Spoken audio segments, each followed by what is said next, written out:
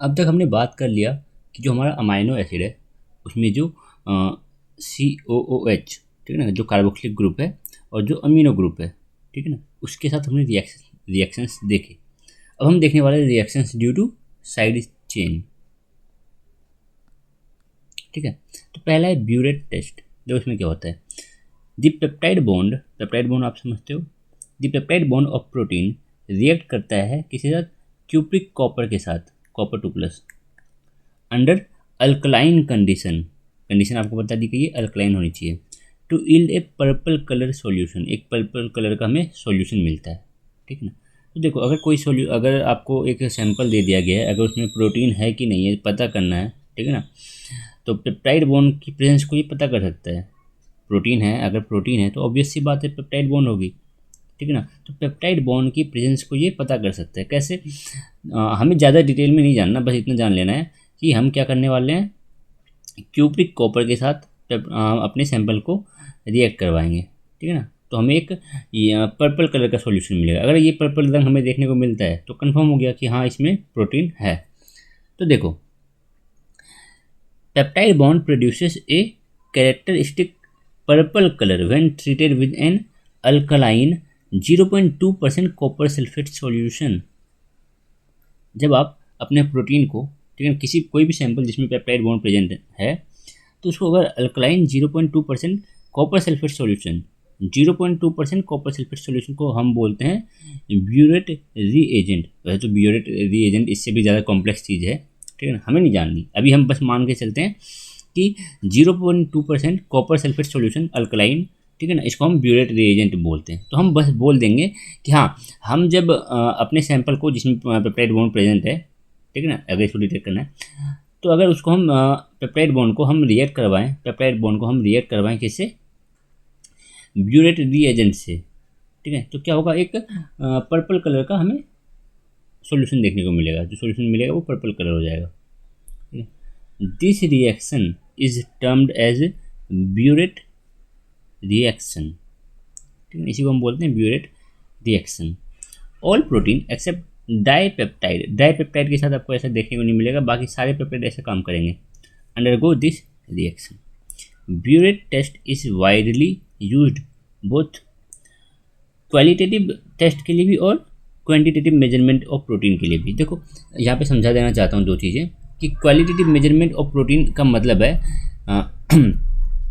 Qualitative measurement of protein involves determining the presence और absence of protein in a sample. किसी sample में अगर आपको प्रोटीन है या नहीं है ये पता करना है तो क्वालिटेटिव मेजरमेंट करते हैं। क्वालिटेटिव मेजरमेंट से हमें पता चलता है किसी भी सैंपल में कोई चीज़ प्रेजेंट है कि नहीं है। तो क्वालिटेटिव मेजरमेंट ऑफ प्रोटीन का मतलब हुआ कोई सैंपल में हम प्रोटीन को डिटेक्ट करना चाह रहे हैं कि प्रोटीन की प्रेजेंस है कि नहीं है। और क्वांटिटेटिव मेजरमेंट का मतलब हुआ quantitative measurement of protein involves determining the exact amount और concentration of protein in a sample. ठीक है ना, किसी सैंपल में अगर आपको एग्जैक्ट अमाउंट पता करना है कि प्रोटीन कितना है इस सैंपल में, ठीक है ना, कंसंट्रेशन क्या है प्रोटीन का इस सैंपल में, तो उसके लिए हम क्वांटिटेटिव मेजरमेंट बोलते हैं। तो हाँ, जो हमारे पास ब्यूरेट रिएक्शन है, इसके लिए इससे हम quantitative measurement and qualitative measurement of protein दोनों ही कर सकते हैं। In addition the biuret test, there are बहुत सारे टेस्ट अलग अलग से हैं यहाँ पे, ठीक है ना। ब्यूरेट टेस्ट के अलावा भी बहुत सारे टेस्ट हैं जो हमें प्रेजेंस ऑफ पेप्टाइड बॉन्ड बता सकते हैं। किसी भी सैंपल में पेप्टाइड बॉन्ड है कि नहीं है, इसके लिए बहुत सारे टेस्ट हैं। तो उनमें से एक हमने ब्यूरेट टेस्ट देखा। बाकी टेस्ट आप देखोगे कहाँ पे, BBCCL 102 एक्सपेरिमेंट जब आप आपके स्टडी सेंटर में होगा तो आप वहाँ पे देख लोगे, ठीक है ना। To know more about these test please refer to BBCCL 102 experiment number 6 on qualitative analysis of amino acid and protein. ठीक है, तो लेकिन अब तक हमने जो देखा, यहाँ पे तो आर ग्रुप का तो कोई कॉन्सेप्ट है ही नहीं। आर ग्रुप तो इधर काम में नहीं आ रहा, इधर तो पेप्टाइड बॉन्ड से रिएक्शन हो रहा है, ठीक है ना। कोई बात नहीं, इसको इधर हम रखते हैं। अब क्यों इतना हम डिटेल में नहीं पढ़ेंगे, ठीक है। ट्रांसमिथाइलेशन, ऑब्वियस सी बात है, नाम से ही समझ रहा होगा कि नाम से आप समझ गए हो कि मिथाइल ग्रुप को ट्रांसफ़र करेंगे। As the name suggest this reaction involves transfer of methyl group from one compound to another. ठीक है, the transfer of methyl group from methionine, methionine एक अमाइनो एसिड है हमारे पास जिसका आर ग्रुप मैं आपको बताना चाहूँगा कि CH2 एक सेकेंड, CH2 एक यहाँ पे सल्फर लगा दो, देन ये हमारे पास है मिथ्योनिन का आर ग्रुप, ठीक है ना। बाकी तो आप बनाना जानते हो, इतना मत बोलो, ठीक है ना। तो आर ग्रुप पे फोकस करो, बाकी चीज़ तो कॉमन रहती है। तो क्या दिख रहा है कि दी ट्रांसफर ऑफ मिथाइल ग्रुप की जो नीचे आपको जो मिथाइल ग्रुप दिख रहा है ना, ये ट्रांसफर हो जाएगा, ठीक है, किसी और मॉलिक्यूल में। एक्सेप्टर मॉलिक्यूल जो भी इसको एक्सेप्ट करेगा वो कहलाएगा एक्सेप्टर मॉलिक्यूल, हमें तो बस ट्रांसफ़र कर देना है। तो इसका अगर ट्रांसफ़र करना है तो सबसे पहले क्या करना पड़ेगा ना कि जो मिथ्योनिन है ये कंबाइन करेगा ATP के साथ। Methionine amino acid it combines with ATP और ये क्या फॉर्म करेगा, S adenosyl methionine, SAM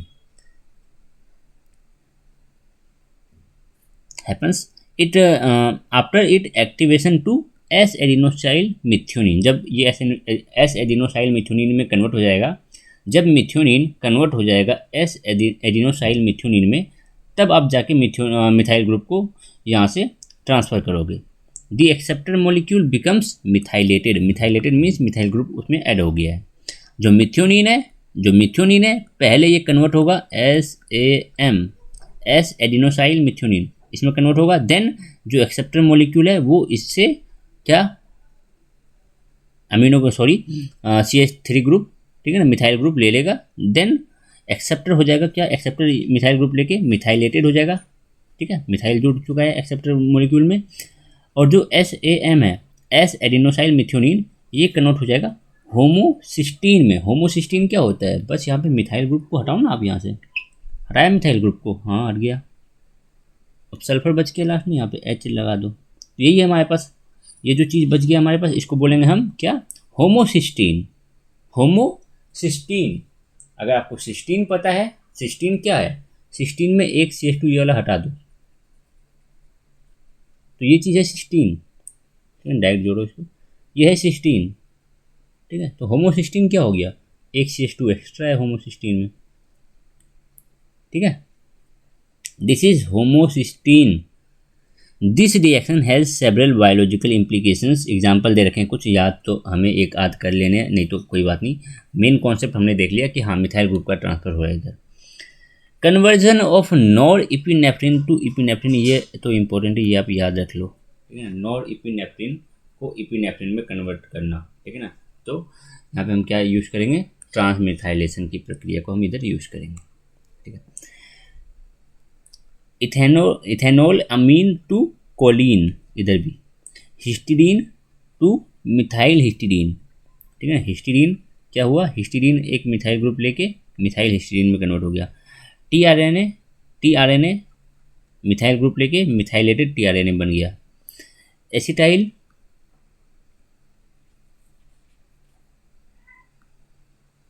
acetyl serotonin क्या हुआ, मेलेटोनिन में कन्वर्ट हो जाता है, ठीक है, आफ्टर एक्सेप्टिंग मिथाइल ग्रुप।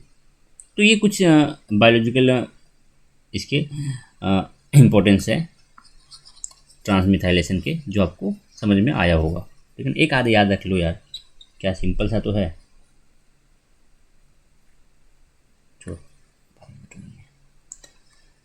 अगला देखो एस्टर फॉर्मेशन बोल रहा है। अब जो सेरीन है और थ्रियोनिन है, हम जानते हैं सेरीन में होता है CH2OH, ये आर ग्रुप बना रहा हूँ मैं बस, ठीक है ना। और थ्रियोनिन में होता है CH2OH जोड़ देना, एक H यहाँ से हटा देना और यहाँ पे CH3 जोड़ देना, ये होता है हमारे पास क्या, threonine. Serine and threonine amino acid दोनों में हमें हाइड्रोक्सिल ग्रुप देखने को मिल रहा है, दैट कैन फॉर्म एस्टर, ठीक है ना। ये एस्टर फॉर्म कर सकता है with phosphoric acid H3PO4, phosphoric acid.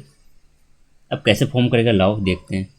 क्या करना है हमें, H हटाना है, फॉस्फोरिक एसिड अगर आपको पता हो, फॉस्फोरिक एसिड अगर आपको पता हो, एक फॉस्फोरस होता है, उसके साथ एक डबल बॉन्ड के साथ ऑक्सीजन, बाकी OH होता है, इधर भी OH होता है और एक OH होता है। उस OH को हटाओ, इसका H को हटाओ, तो क्या बन गया, वाटर बना, ठीक है, और ये जुड़ गया इससे, समझ गए ना। फॉस्फोरिक एसिड से एक OH निकालो, फॉस्फोरिक एसिड से एक OH निकालो, ठीक है ना, और हमारा जो हाइड्रोक्सिल ग्रुप है उससे एक H निकालो तो वाटर निकल गया। बाकी यही है आपका एस्टर लिंकेज, ठीक है ना, COP, ठीक है ना, ये हमारे पास एस्टर लिंकेज हमें यहाँ पे देखने को मिल रहा है, ठीक है, इसको भी एस्टर लिंकेज बोला जाता है। These reaction helps in the formation of phosphoprotein, protein में आप फॉस्फेट ग्रुप का ऐड किए हो, ठीक है। The OH group can also form glycosidic bond with O-glycosidic bond with carbohydrate, like ऐसा कुछ देखो, अगर आपको कार्बोहाइड्रेट कुछ भी पता हो तो ये लो एक बना लो। अरे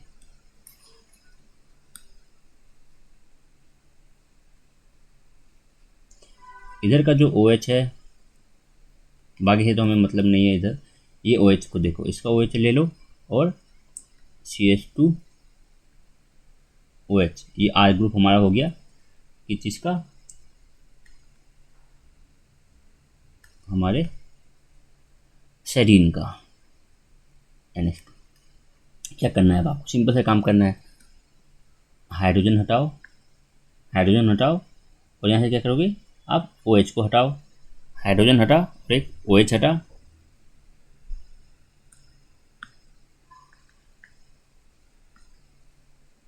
बाकी बन गया लिंकेज।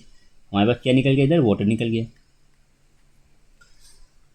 ठीक है। तो हाँ, ओ ग्लाइकोसिडिक बॉन्ड भी इधर फॉर्म हो सकता है इजीली, ठीक है।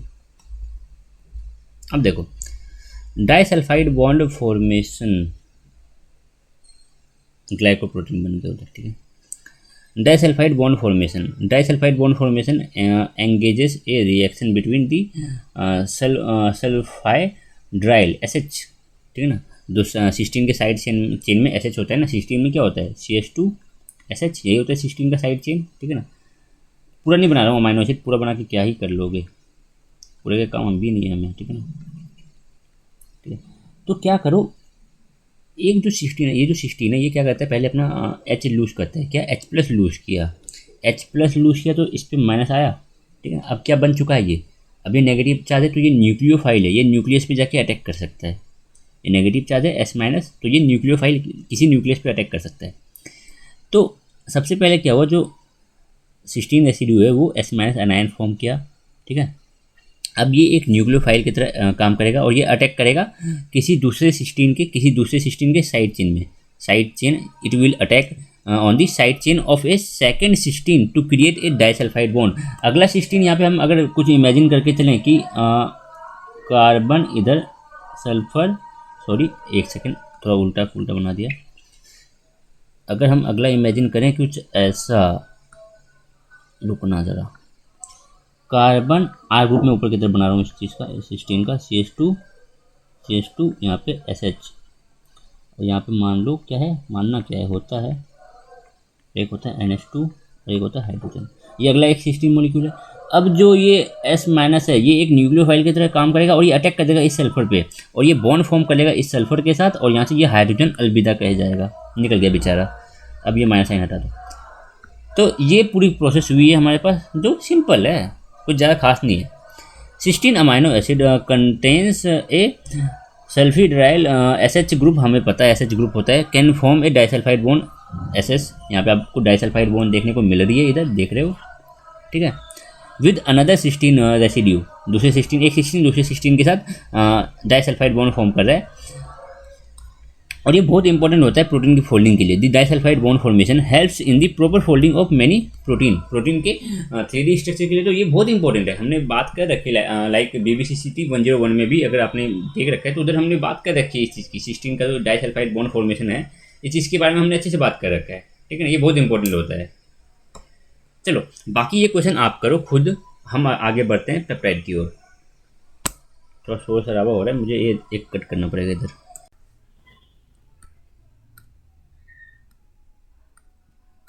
अब बात करते हैं हम पेप्टाइड की, ठीक है ना। तो यहाँ देख रहे हैं हम कि you should recall back from section 4.2.1 unit number 4 block number 1, हमने करा दिया ये चीज़, ठीक है। Regarding peptide bond and peptides, हमने इस चीज़ की पहले बात कर रखी है। Peptide bond is a covalent bond, पता है हमें, between alpha amino group of one amino acid and carboxyl group, alpha carboxyl group of another amino acid, ठीक है ना। तो हमारे पास यहाँ पे C double bond O N H, ये है नाइट्रोजन, ये है हमारे पास हाइड्रोजन, नाइट्रोजन से जुड़ा हुआ है, ठीक है। हमें ये लिंक जो देखने को मिल रही है, ये हम बोल रहे हैं यहाँ पे हमारे पास है क्या, ये है हमारे पास इधर पेप्टाइड बॉन्ड, ठीक है। तो हमने बात कर रखा था पहले, ठीक है, CONH लिंकेज, यही हमारे पास पेप्टाइड लिंकेज है। Peptide bond formation is a condensation reaction, यहाँ पे वाटर निकलती है, which involves removal of water, dehydration बोलते हैं हम इसको। Peptide are defined as molecules that consist of between 2 से लेके 50 अमाइनो एसिड के बीच में होता है, ठीक है ना, उनको हम पेप्टाइड्स बोलते हैं। बट आगे देखोगे थोड़ी वो ऐसा कुछ रिजिड बाउंड्री नहीं है कि हाँ 50 अमाइनो एसिड होगा तो हम उसको पेप्टाइड बोलेंगे। कभी देखोगे 51 भी अमाइनो एसिड होता है, फिर भी हम उसको पेप्टाइड की कैटेगरी में ले लेते हैं, बात करेंगे अभी आगे। वेरस प्रोटीन जो होते हैं उनमें 50 से ज़्यादा अमाइनो एसिड पाए जाते हैं, ठीक है ना, 50 से कम 2 से 50 के बीच में है तो हम उसको पेप्टाइड बोलते हैं। Peptide are less well defined structure as then protein, protein की जो हम स्ट्रक्चर देखते हैं प्राइमरी सेकेंडरी टर्सरी, ठीक है ना, क्वाटरनरी, इस तरह हमारे पास पेप्टाइड का कोई स्ट्रक्चर नहीं है, वेल डिफाइंड स्ट्रक्चर नहीं दिया गया है पेप्टाइड के लिए, प्रोटीन के लिए है, ठीक है। बायोलॉजिकल एक्टिव पेप्टाइड्स, कुछ पेप्टाइड्स हम देखने वाले हैं। Biological active peptides play key role in many physiological processes including action as neurotransmitter की तरह काम करते हैं, हार्मोन्स की तरह काम करते हैं, एंटीबायोटिक्स होते हैं ये, ठीक है। They occur in a vast range of size, इनकी साइज वेरी करती है, and composition.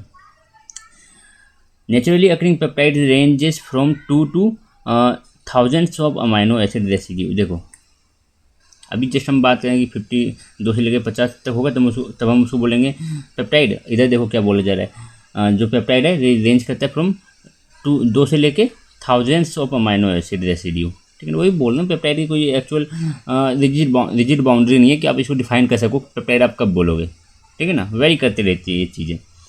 Some of the well known peptides are, कुछ पेप्टाइड के एग्जाम्पल हमारे पास दे रखे हैं।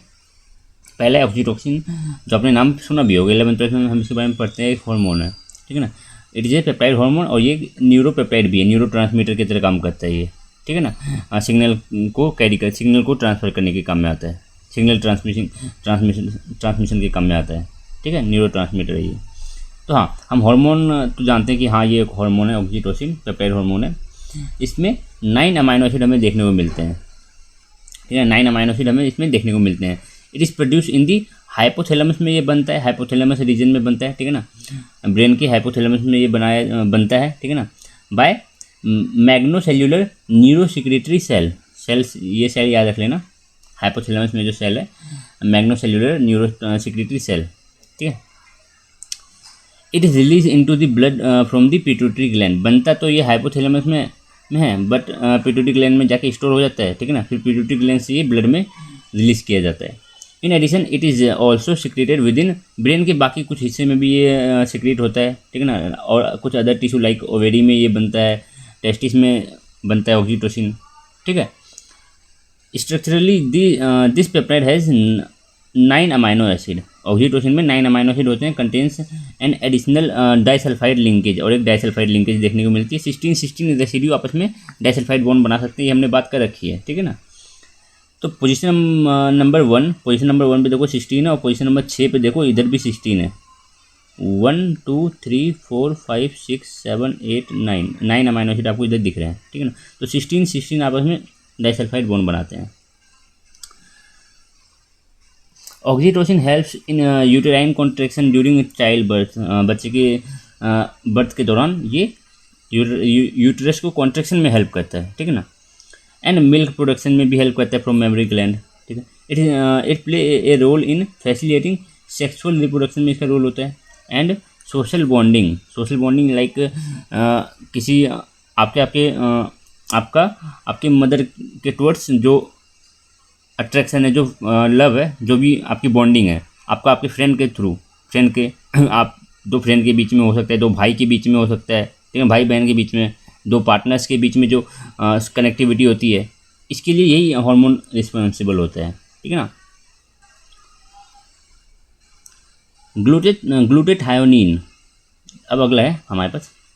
ग्लूटेथायोनिन is a low molecular weight thiol tripeptide that play a prominent role in maintaining intracellular redox balance. Redox reaction को ये बैलेंस करके रखता है, ठीक है ना, कि जितना ऑक्सीडेशन हो रहा है उतना ही रिड्यूस हो चीज़ें, ठीक है ना। कहीं ऑक्सीडेशन अगर ज़्यादा हो रहा है तो इस चीज़ को ये प्रिवेंट करता है कि ऑक्सीडेशन ज़्यादा ना हो, ठीक है। ऑक्सीडेशन और रिडक्शन दोनों बराबर बैलेंस होकर चले, यानी कि सेल्स में ऑक्सीडेशन वाली प्रोसेस ज़्यादा चल रही है, रिडक्शन वाली प्रोसेस कम चल रही है, तो इसको बैलेंस करके रखता है, ठीक है ना। ऑक्सीडेशन और रिडक्शन को बैलेंस करके रखता है, तो हम बोलेंगे कि सेल के अंदर ये रिडॉक्स रिएक्शन को बैलेंस करके चलता है, ठीक है। हाँ, अब नाम से ही देख रहे हैं ये ट्राइपेप्टाइड मतलब कि तीन अमाइनो एसिड से मिलकर बना होगा। इसका मोलिकुलर वेट इतना, मोलिकुलर फॉर्मूला ये है, बट हमें याद नहीं करना, जरूरत नहीं है। It comprises of 3 amino acid, cysteine, glutamic acid and glycine.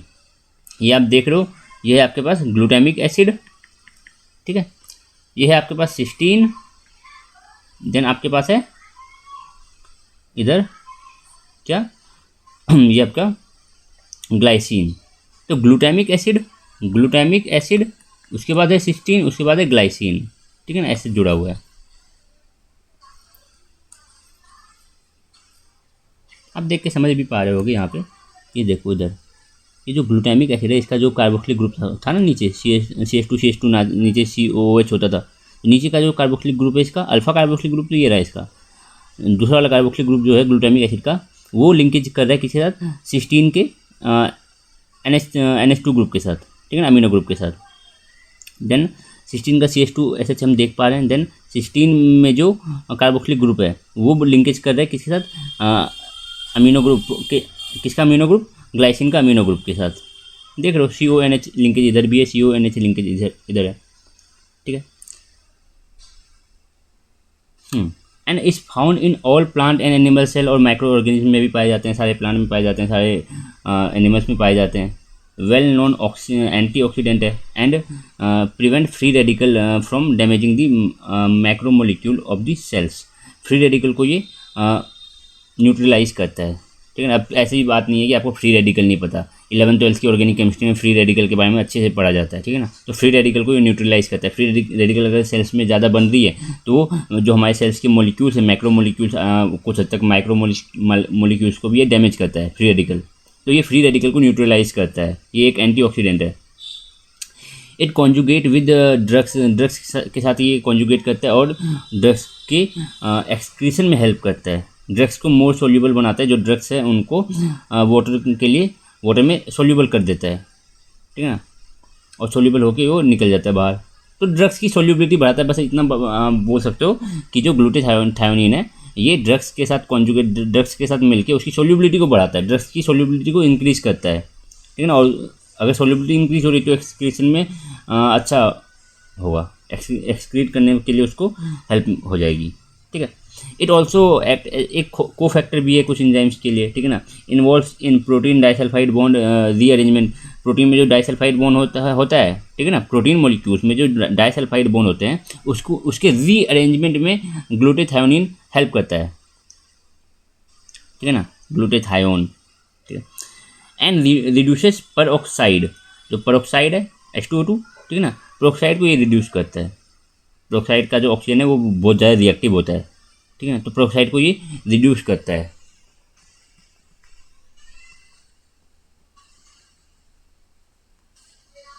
Reduce करने का क्या मतलब हो, परऑक्साइड में जो ऑक्सीजन होता है वो कितने पे होता है, -1 में, -1 से उसको -2 पे ले जाएगा। -2 पे ले जाना मतलब उसको H2O ऐसा कुछ कन्वर्ट कर दिया, और O2 ऐसा, समझ रहे हो। परऑक्साइड में जो ऑक्सीजन है, परऑक्साइड में जो ऑक्सीजन है वो -1 पे होता है, और वाटर में जो ऑक्सीजन है तो वो -2 पे होता है। -1 से उसको -2 पे ले गया तो रिड्यूस किया है ना, ठीक है। और जो परऑक्साइड में जो ऑक्सीजन होता है वो ज़्यादा रिएक्टिव होता है, ठीक है।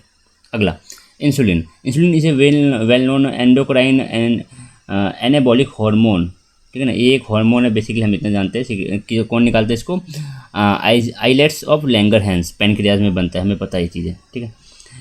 51 अमाइनो एसिड से बना होता है insulin and has molecular weight 5808 dalton, ये याद रख लो। इंसुलिन का बहुत इंपॉर्टेंट है, इंसुलिन का के बारे में प्रीवियस ईयर में इसका स्ट्रक्चर तक पूछा गया है।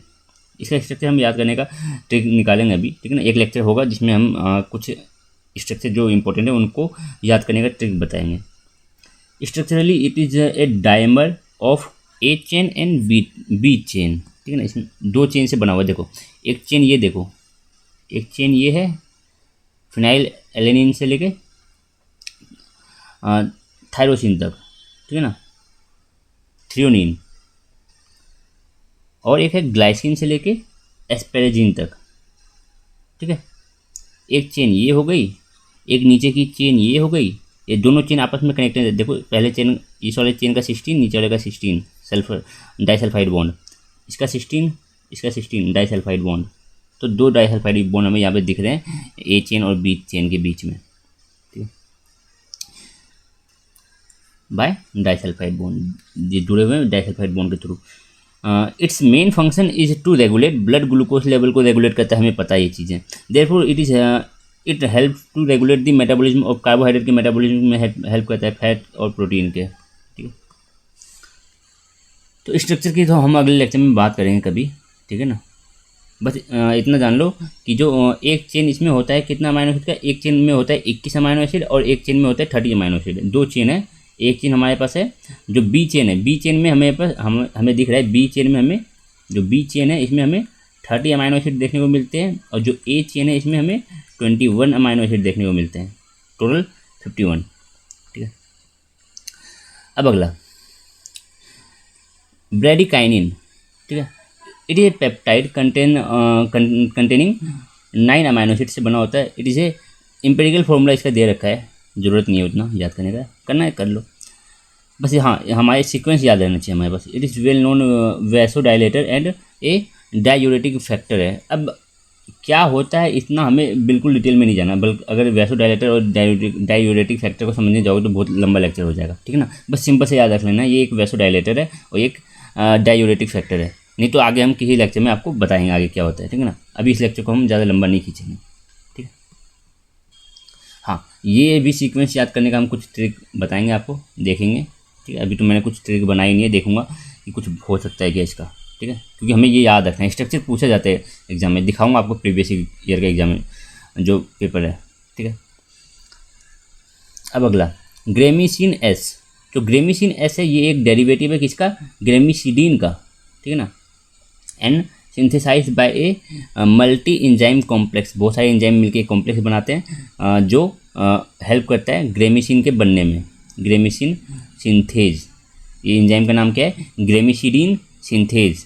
ग्रेमिसिडीन सिंथेज एक मल्टी इंजाइम कॉम्प्लेक्स है, ठीक है। बहुत सारे इंजाइम्स मिलकर एक कॉम्प्लेक्स फॉर्म करते हैं, यही है हमारे पास ग्रेमिसिडीन सिंथेज। ये हेल्प करता है ग्रेमिसिन एस के बनने में, ठीक है। It is A antibiotic peptide है, स्ट्रक्चरली एक साइक्लिक है, ये साइक्लिक स्ट्रक्चर है इसका, ठीक है। डेका पेप्टाइड, 10 पेप्टाइड हमें यहाँ पे 10 अमाइनो एसिड देखने को मिलते हैं, ठीक है। देख लो 1 2 3 4 5 6 7 8 9 10, कंटेनिंग 2 आइडेंटिकल पेंटापेप्टाइड। एक चेन ये हो गई, एक चेन ये हो गई, 5 अमाइनो एसिड वाली चेन, इधर भी 5 अमाइनो एसिड वाली चेन, दोनों आपस में चेन कनेक्टेड है। इट एक्ट अगेंस्ट सम, कुछ gram positive bacteria, gram negative bacteria as well as fungi के अगेंस्ट काम करता है, ठीक है ना। इसको डिस्ट्रॉय करता है, बैक्टीरिया को डिस्ट्रॉय कर सकता है, ये फंगस को डिस्ट्रॉय कर सकता है, ठीक है ना। कहीं पे अगर फंगल इन्फेक्शन हो गया, बैक्टीरियल इन्फेक्शन हो गया तो ग्रेमिसिन एस हम यूज़ कर सकते हैं, ठीक है। बस इतनी बातें हमें अभी जाननी थी, अगले लेक्चर में हम बात करेंगे। अब आगे का एक ही लेक्चर आएगा जिसमें हमारा ये यूनिट कंप्लीट हो जाएगा, ठीक है ना। बाकी स्ट्रक्चर का ये जो सभी जो बताए ना जितने भी, इसके स्ट्रक्चर हमें याद रखने हैं। स्ट्रक्चर लाइक कनेक्टिविटी, कौन सा अमाइनो एसिड किससे जुड़ा हुआ है, कैसे जुड़ा हुआ है, ठीक है ना। अमाइनो एसिड का सीक्वेंस याद रखना है, ये अमाइनो एसिड की सीक्वेंस याद रखनी है। उसके लिए मैं एक लेक्चर लेके आऊँगा, ठीक है ना। अभी पहले मैं कुछ ट्रिक देख लूँ कि याद रहे आपको, ठीक है। क्योंकि इसका पूछा गया है, इंसुलिन जो है ना इतना लंबा चौड़ा, इसका पूछा गया है स्ट्रक्चर, ठीक है। प्रीवियस ईयर में दिखाऊंगा आपको, प्रीवियस ईयर क्वेश्चन पेपर ये पूछा गया है, ठीक है। तो कोई बात नहीं, अभी हम यहीं पे रखते हैं अपने लेक्चर को, अगले लेक्चर में हम बात करेंगे प्रोटीन्स के बारे में। बस एक लेक्चर आएगा और फिर ये यूनिट हमारा कंप्लीट। चलो मिलते हैं अगले लेक्चर में, बाय।